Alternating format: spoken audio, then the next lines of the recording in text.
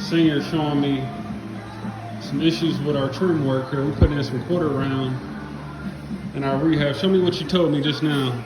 So this is the back door here. Coming to the back door. So walking into the room here, you walking this way toward the inside corner of the room. Yeah. You can't do a lap joint right there. You want your lap joint the lap the other way. Okay, towards the corner? Towards the corner, so you're overlapping towards the corner, not towards the opening. So he jumped on me, y'all. He telling me, get me right. Don't do that. Don't do it.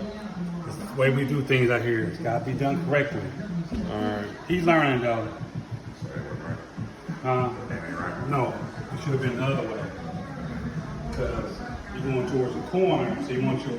So somebody walks, like the white walking in here, he won't see that joint too easy because it's overlapping. But this way here, you can kind of like see the outside corner of it if you're looking real closely at it. So anytime you go